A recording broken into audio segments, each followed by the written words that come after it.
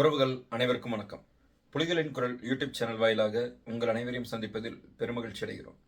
நாம் இன்று பார்க்க இருப்பது நீலகிரி மாவட்டம் குன்னூர் சட்டமன்ற தொகுதிக்கு உட்பட்ட குன்னூர் நகராட்சியின் கீழ் வரக்கூடிய 29வது வார்டு காந்திபுரம் மற்றும் இந்திரா நகர் பகுதிகளில் தற்சமயம் பெய்த கனமழையின் காரணமாக அந்த பகுதியில் மக்கள் பட்ட துயரம் மற்றும் மழைநீர் செல்ல வழியில்லாமல் வீட்டுக்குள் புகுந்த மழைநீர் மட்டுமல்லாது அந்த பகுதியில் கழிவுநீர் கால்வாய் செல்வதற்கே வழியில்லாமல் அந்த பகுதி மக்கள் அல்லல் பட்டு வருகிறார்கள்.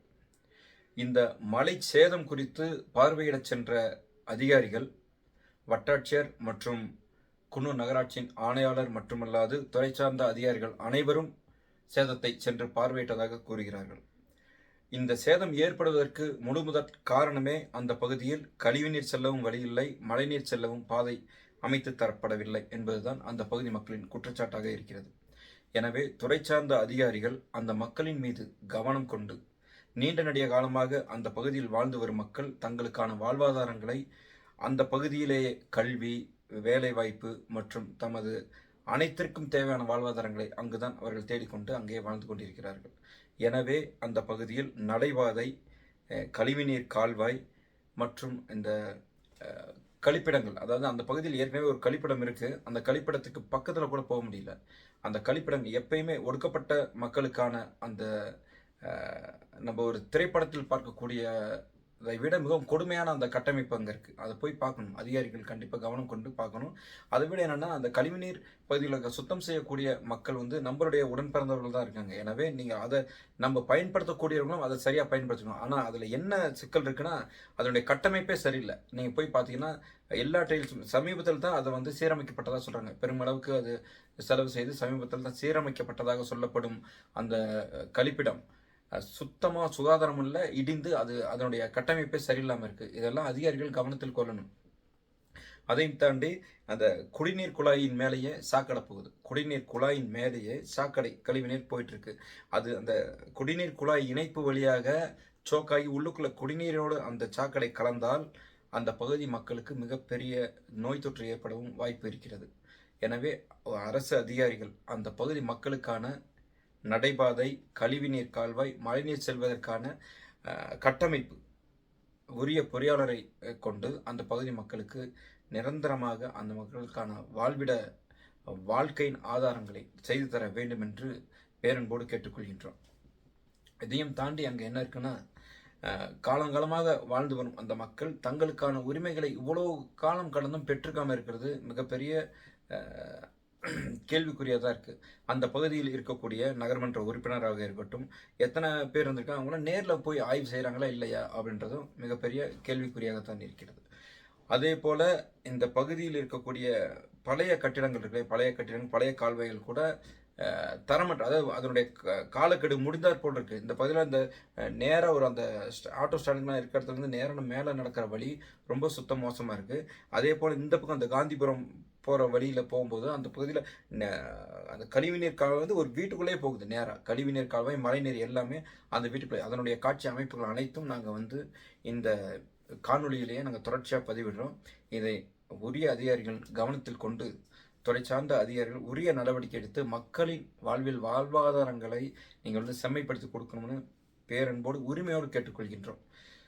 இதுபோல எந்த பகுதியில் எந்த பிரச்சனைகள் இருந்தாலும் புலிகளின் குரல் யூடியூப் சேனலுக்கு தங்களது மேலான ஆதரவையும் தகவலையும் தந்தால் நாங்கள் அந்த பிரச்சனைகளின் தீவிரம் குறித்து காணொலியாக பதிவு செய்து உரிய அதிகாரிகளின் பார்வைக்கு கொண்டு சென்று தீர்வை ஏற்படுத்துவதற்கு முழு முதல் முயற்சியை எடுப்போம் என்று தெரிவித்துக் கொள்கின்றோம். குன்னூர் நகராட்சி 29வது வார்டு இது. காந்திபுரம், இந்திரா நகர் தனி, காந்திபுரம் தனியாக இருக்குது. எது செய்கிறதா இருந்தாலும் அங்கேருந்து வர்றாங்க, இந்த மாதிரி ஆயிருக்கு, டிசாஸ்டர் ஆயிருக்குன்னா வந்து பார்க்குறாங்க. நேற்று கமிஷனர் வந்திருந்தாரு. கமிஷனர் வந்துட்டு என்ன கேட்குறாருனாக்கா, இந்த மாதிரி வீடு இருக்குது, இடிஞ்சிருக்கு, நீங்கள் வேறு எங்கள் இதை பண்ணுங்க, எதாவது சோர்ஸ் பண்ணி தரோன்னு அவர் சொல்ல. ஏன் அந்த வீட்டில் இருக்கீங்க, வீட்டை விட்டு வெளியே போங்க, அந்த மாதிரி சொல்கிறாரு. அதாவது பட்டா இருந்தால் தான் இதெல்லாம் செஞ்சு தருவோம் அப்படின்னு சொல்கிறாரு. நாங்கள் என்ன சொன்னோம், பட்டா இருந்தால் தான் செய்வீங்களா, இல்லை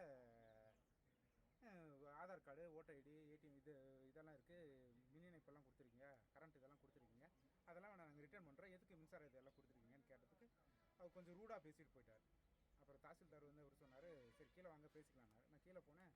அவர் அவர் பேசினது சரின்னு சொல்லி அவரும் போயிட்டாங்க. கீழே வந்து கொஞ்ச நேரம் பார்த்துட்டு அவங்க பாட்டுக்கு ரூடாக பேசிட்டு இந்த வீட்டில் நாங்கள் இருக்கக்கூடாதுங்கிற மாதிரி சொல்லிட்டு போயிட்டாங்க. நாங்களாக பார்த்து இதெல்லாம் அடித்து நாங்கள் வழியில் நடக்கிறதுக்காக நாங்களாக பண்ணிக்கிட்டோமே தவிர அவங்க யாரும் எதுவும் பண்ணி கொடுக்கல எங்களுக்கு. இது 10-20 வருஷமாக வர்றாங்க போகிறாங்க, இதே மாதிரி தான் இருக்குது.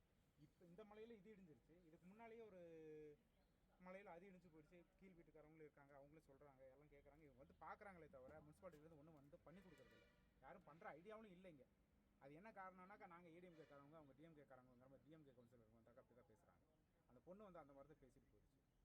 அந்த பொண்ணுட்டு சொல்லிட்டு சார் நீங்கள் எதுவும் பண்ணலன்னா பரவாயில்ல, சும்மா இங்கே வந்து சும்மா எங்களை வந்து பார்த்துட்டு சும்மா அனுது அவன் ஒன்றும் பண்ண மாட்டான்னு சொல்லி நாங்கள் அனுப்பிச்சு. இதுக்கு வேறு அவங்களுக்கு என்ன ஏற்கனவே பட்டா கொடுத்துருக்கான்.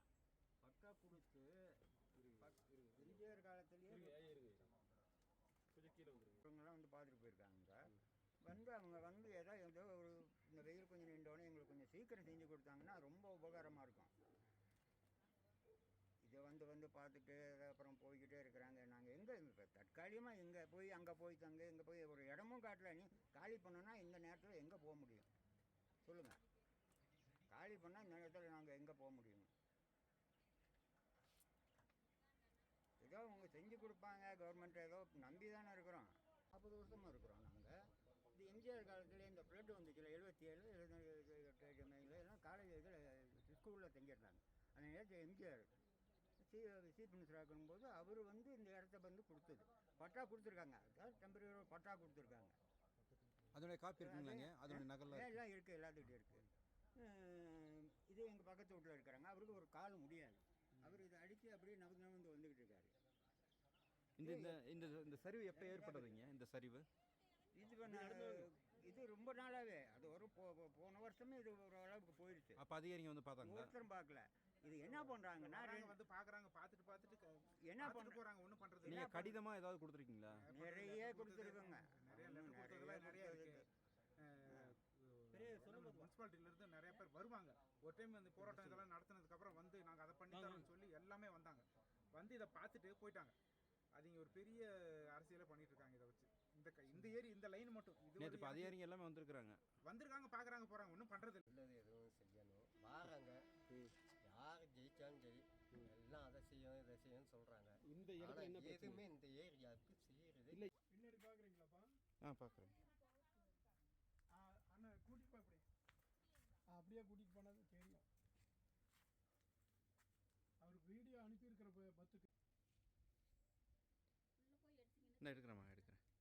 நானே இப்போ இதே வந்து அவங்க அதிகாரிகளை குற்றம் சொல்லி தான் பேச மாட்டோம். இதை பண்ணி கொடுங்க, விரைந்து முடிச்சு கொடுங்கன்னு தான். இப்போ நேற்று வந்து என்னன்றாங்க,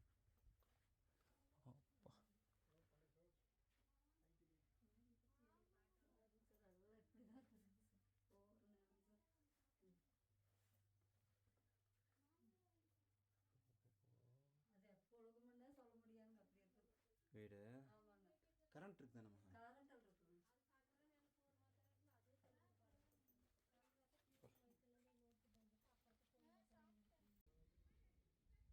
குன்னூர் நகராட்சியின் 29வது பகுதி, 29வது வார்டு.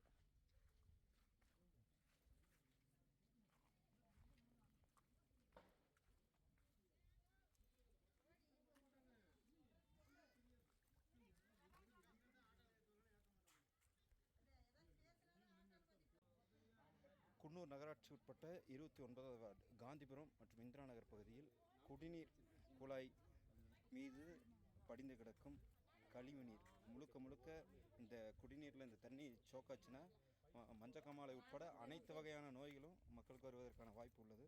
எனவே அதிகாரிகள் விரைந்து இதற்கான உரிய நடவடிக்கை எடுக்க வேண்டும் என்று கேட்டுக்கொள்கின்றோம்.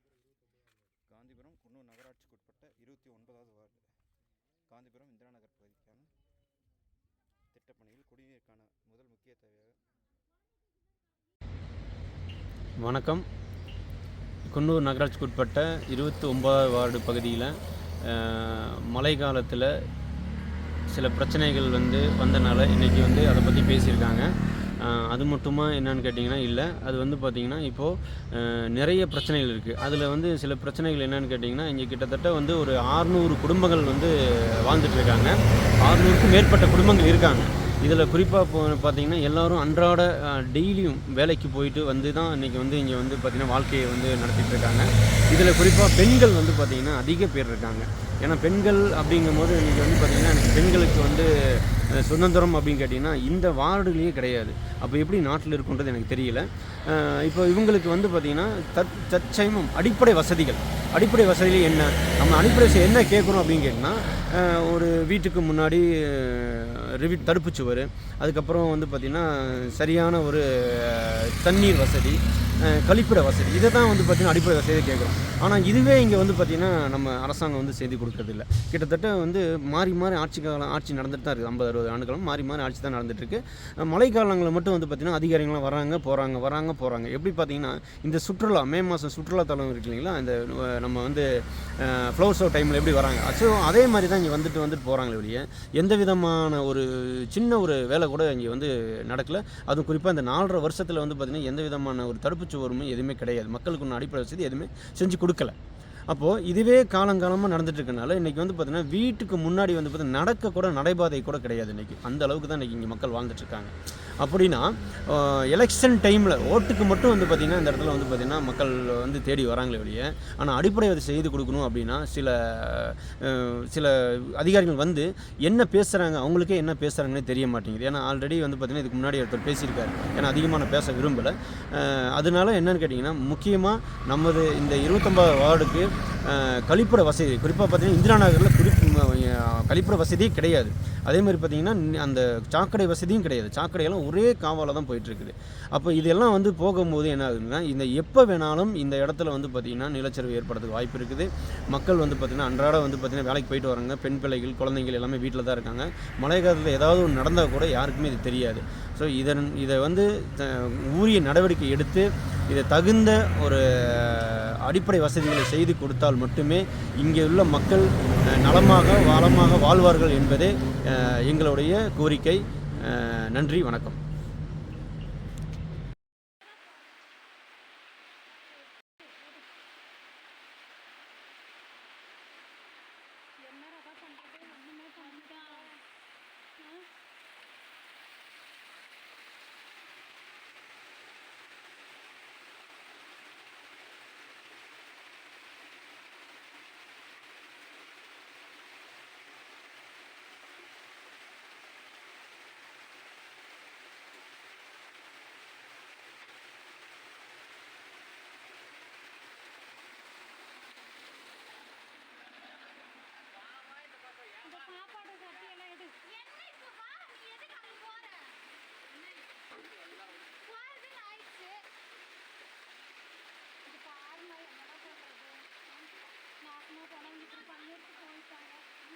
தண்ணி எங்கிருந்து வருதுன்னு தெரியலண்ணா. மண் விழுந்துருச்சு. இவ்வளோ தண்ணி எப்படி வருதுன்னு தெரியலையே.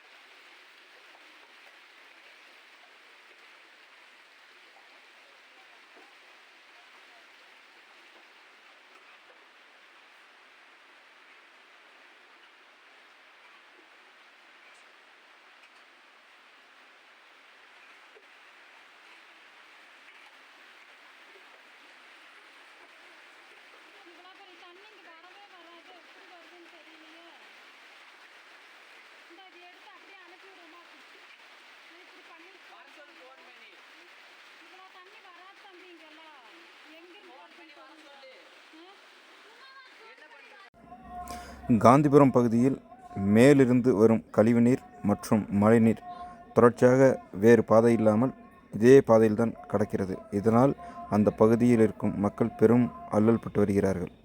இந்த கழிவுநீரானது இதற்கு கீழுள்ள அந்த கட்டிடம் என்பதும் மிக பெரிய அளவிற்கு சேதமடைந்திருப்பதால் இதற்கு அரசு உரிய நடவடிக்கை எடுத்து இந்த பகுதி மக்களுக்கான பாதுகாப்பை உறுதி செய்திட வேண்டும்.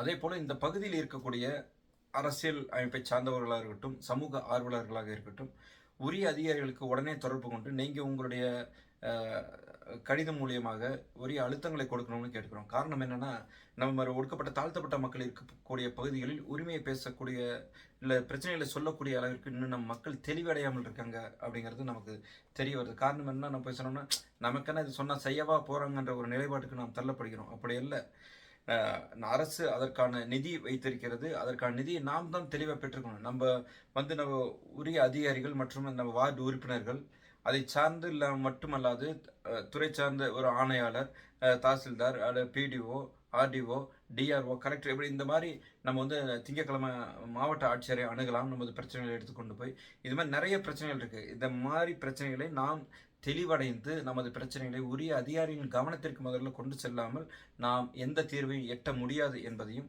நாங்கள் தெரிவித்துக் கொள்கின்றோம். நன்றி.